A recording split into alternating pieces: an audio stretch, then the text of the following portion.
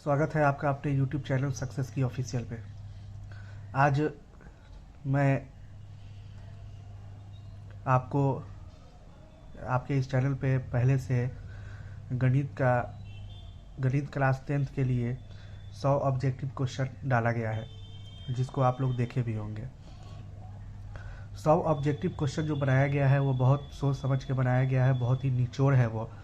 अगर आप उस 100 ऑब्जेक्टिव क्वेश्चन को अच्छी तरीके से हल कर लेते हैं तो आपके जो 50 नंबर के ऑब्जेक्टिव क्वेश्चन होंगे उसमें से 50 नहीं तो कम से कम 40 प्लस जरूर आपके आ जाएंगे उसमें से।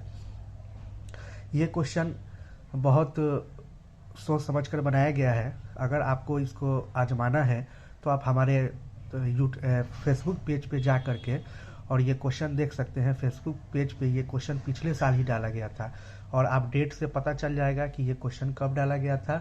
उससे आप 2022 का जो एनुअल एग्ज़ाम हुआ है उसके क्वेश्चन को लें और फेसबुक से क्वेश्चन डाला हुआ है उसको ले और खुद मिलाएं, आपको खुद पता चल जाएगा कि ये क्वेश्चन कितना आपका बोर्ड में टकराया है।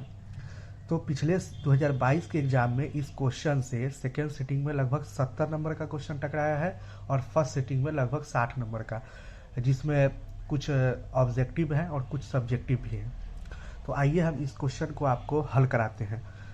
आप ज़रूर जाके फेसबुक पेज पे सक्सेस कीज के फेसबुक पेज पे जाके इस क्वेश्चन को देखेंगे कि कब के डेट में डाला गया है ये क्वेश्चन और एग्ज़ाम कब हुआ है 2022 का, और खुद मिला के आपको पता चल जाएगा कि कितना क्वेश्चन इससे टकराया है। अब रही बात के क्वेश्चन वही होगा, बस अंक उसके अलग होंगे, जो वैल्यू होंगे उसके थोड़े बहुत अलग होंगे, लेकिन क्वेश्चन वही होंगे। ठीक है, तो आइए आज हम इसको हल करके आपको बताते हैं। पहला क्वेश्चन है, निम्नलिखित में कौन अपरिमेय संख्या है।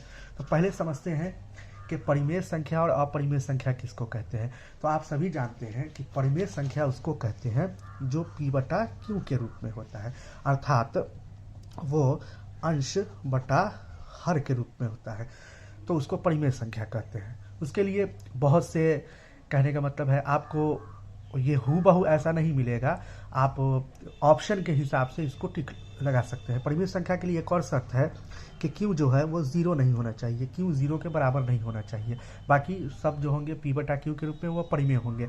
कहीं कहीं पे आपको सिर्फ एक अंक हो जाएगा ऑप्शन के हिसाब से, तो वो भी परिमेय हो जाएगा, क्योंकि बटा में एक, हर अंक के बटा में एक हम लगा सकते हैं, तो वो परिमेय संख्या हो जाएगा। अपरिमेय संख्या है वैसी संख्या जो रूट के अंदर हो, वैसी संख्या जो रूट के अंदर हो और रूट से बाहर न निकले।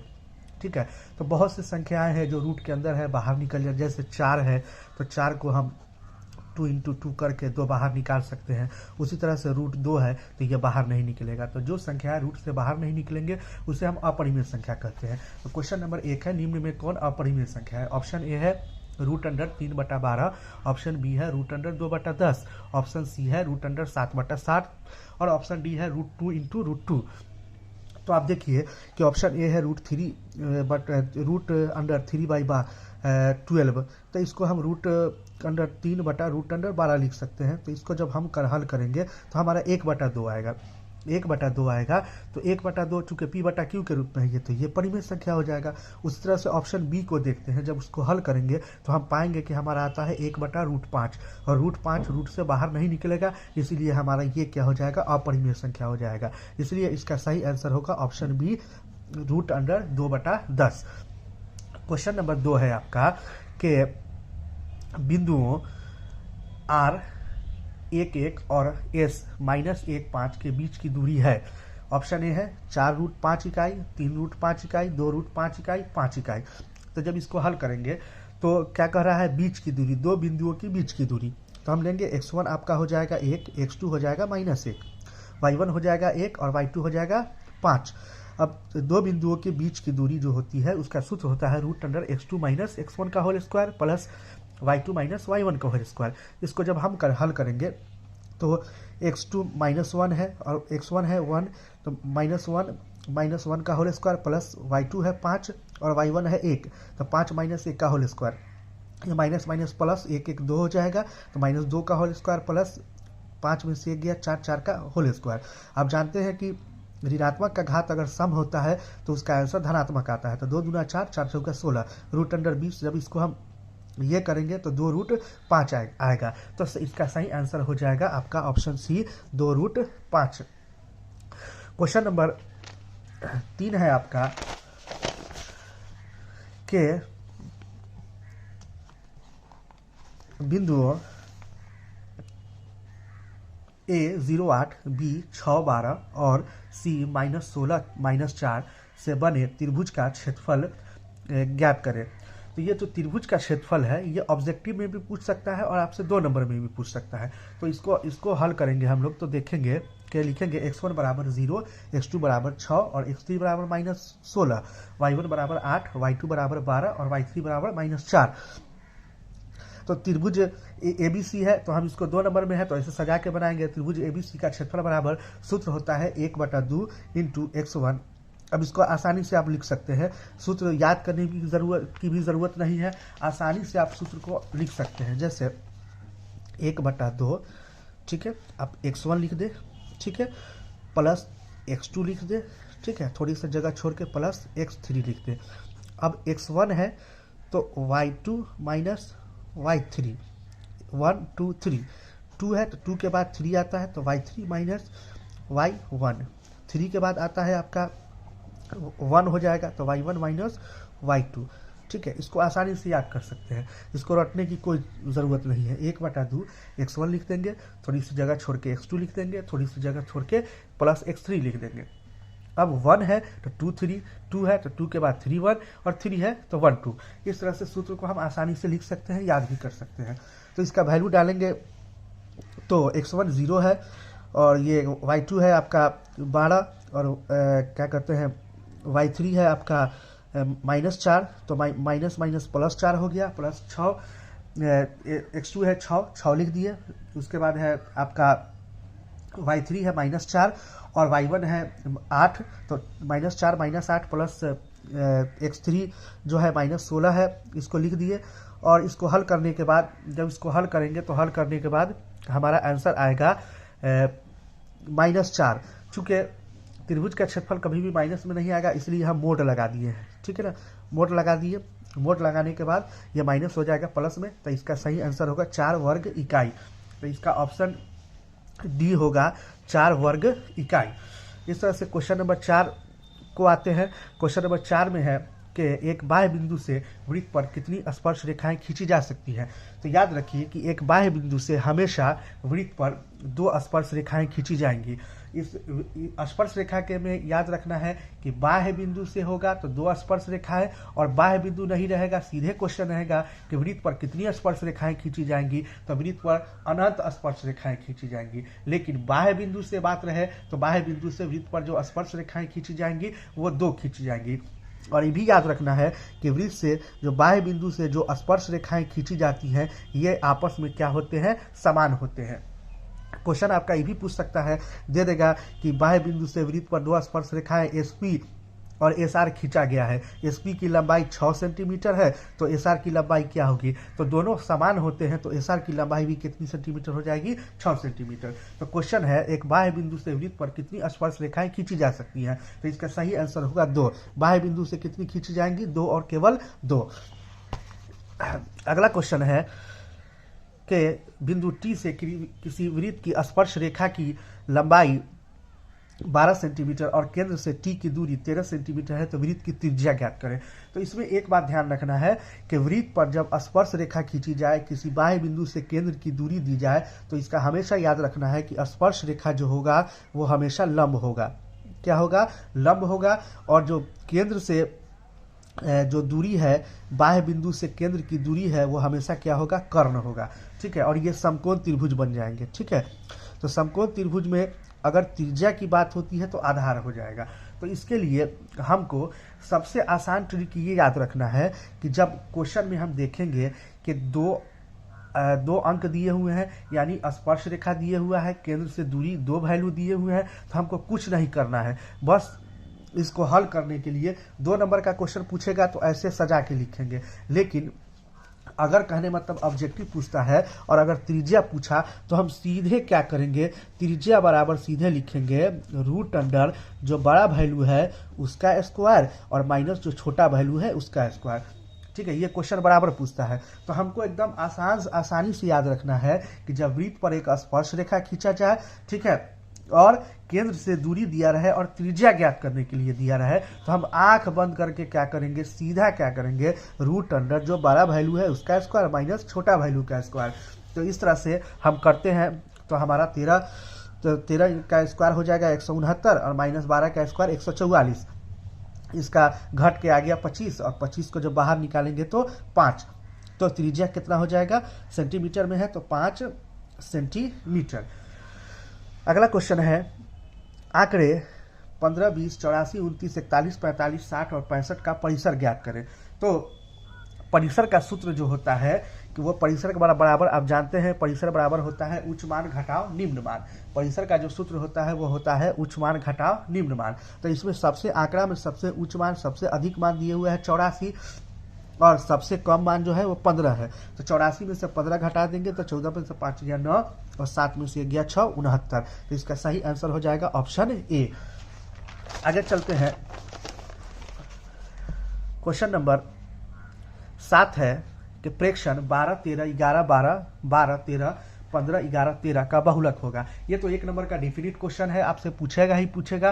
तो इसमें याद रखिएगा कि प्रेक्षण में या आंकड़ा में जो संख्या सबसे ज्यादा बार आती है वही बहुलक कहलाते हैं। और कभी कभी ऐसा होगा कि 2 संख्या समान बार आ जाएगा, ठीक है। जैसे मान लीजिए कि कोई आंकड़ा दिया हुआ है तो 3 आ गया 3 बार, 4 भी आ गया 3 बार। तो इस स्थिति में जो बहुलक होगा, जो बड़ा वाला वैल्यू होगा वही बहुलक होगा। तो इस तरह से इसका सही आंसर होगा 13, क्योंकि 13 सबसे ज्यादा बार आ रहा है, इसलिए 13 हो जाएगा बहुलक। अगला क्वेश्चन है यदि 7, 9, 13, 15 x का माध्य 10 हो तो x का मान ज्ञात करें।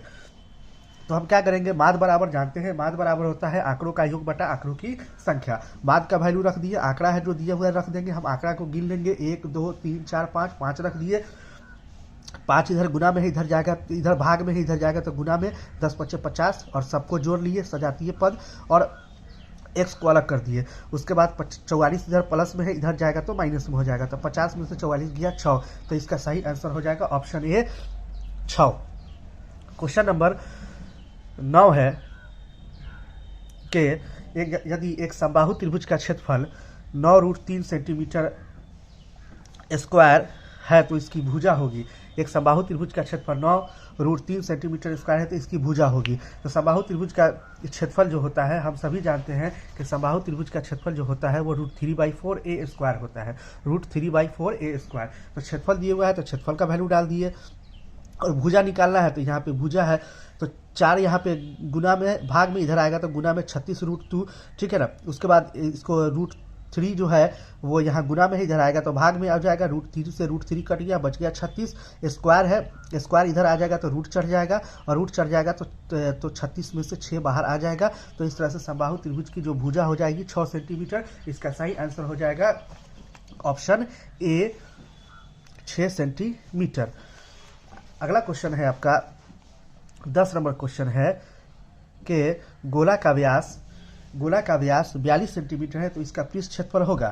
तो गोला का व्यास जो है वो 42 सेंटीमीटर है तो इससे पहले हम लोग त्रिज्या निकाल लेंगे। तो त्रिज्या r बराबर जो हो जाएगा d/2 होता है, जो होता है त्रिज्या जो होता है व्यास का आधा होता है। तो इससे निकल गया हमारा त्रिज्या 21 सेंटीमीटर। अब गोला का जो पृष्ठीय क्षेत्रफल होता है वो 4πr² होता है। इसमें याद रखना है, ट्रिक से याद रख सकते हैं, गोला का पृष्ठीय क्षेत्रफल जो होगा, जैसे ये गोला है, ठीक है, तो इसका पृष्ठीय क्षेत्रफल जो होगा वो हो जाएगा 4πr², ठीक है ना।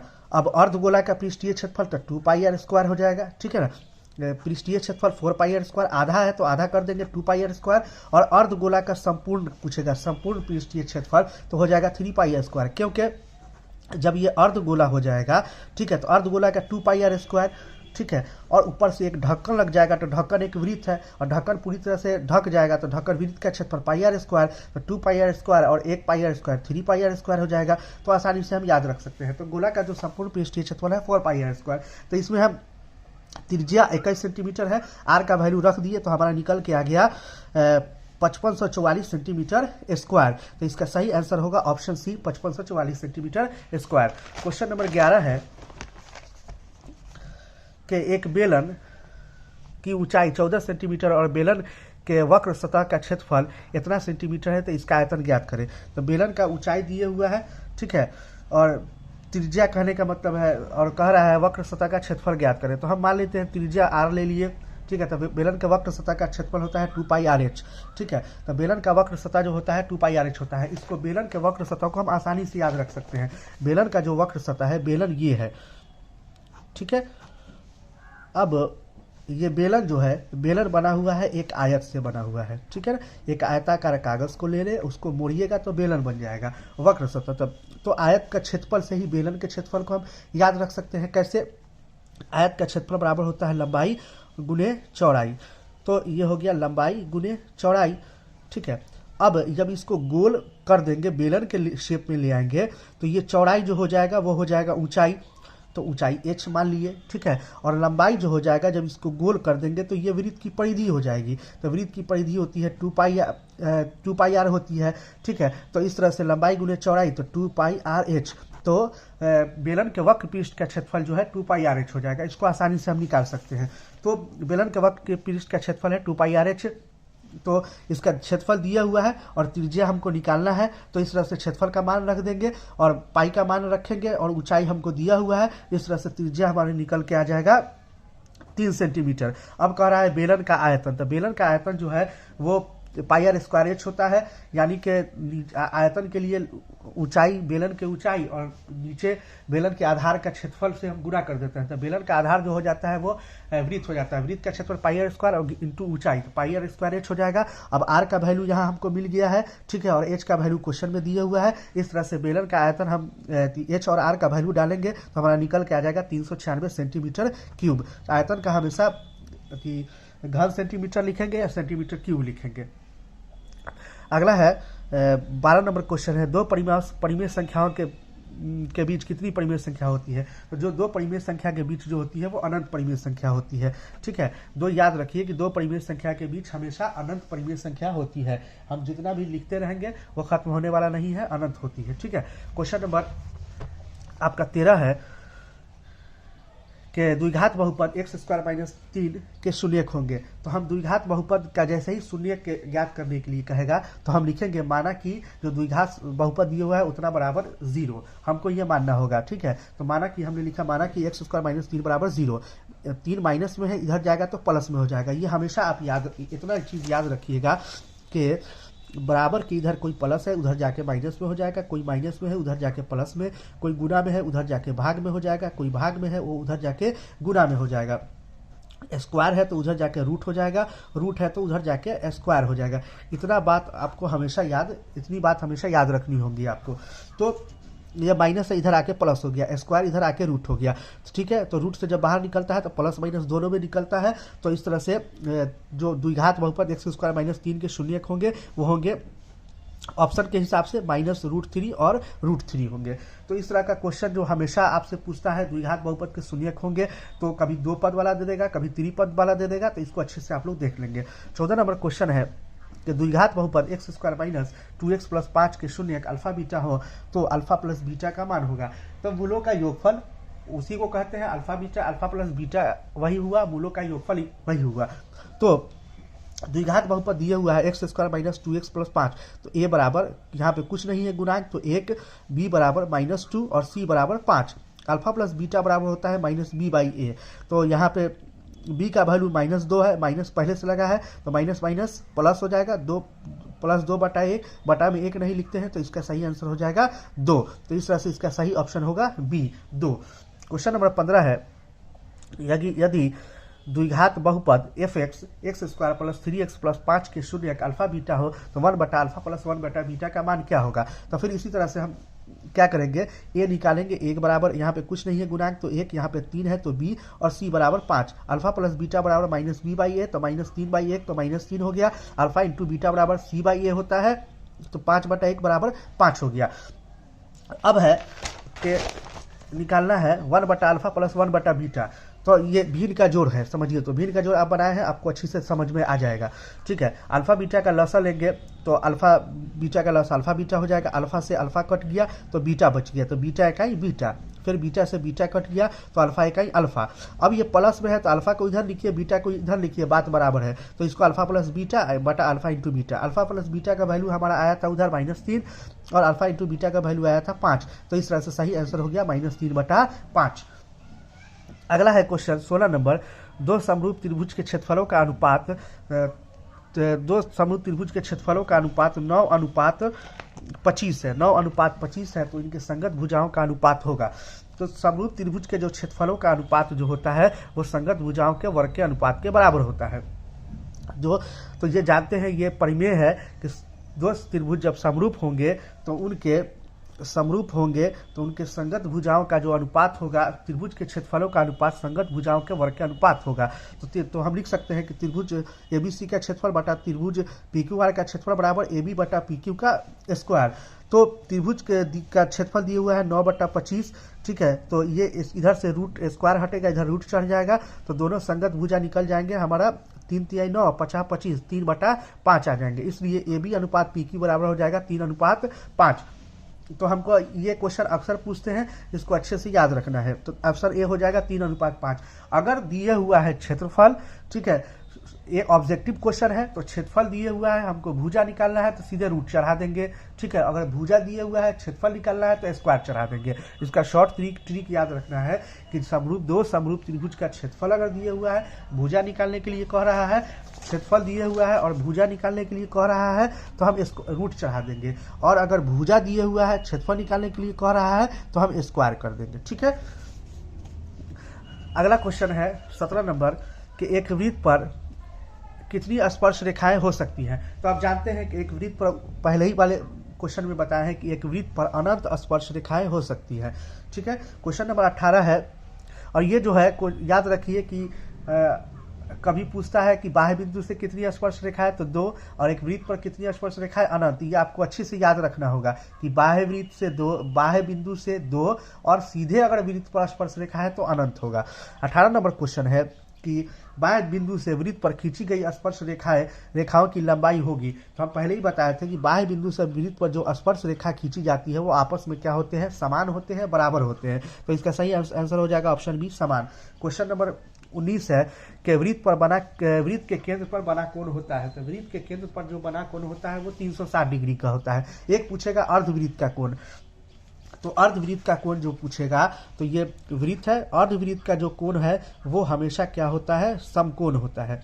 समकोण होता है या 90 डिग्री होता है। तो एक ये क्वेश्चन पूछता है कि अर्धवृत्त का कोण होता है तो समकोण है, लेकिन यहाँ पे क्वेश्चन है कि वृत्त के केंद्र पर यानी वृत्त के सेंटर पर जो बना कोण क्या होता है वो 360 डिग्री होता है।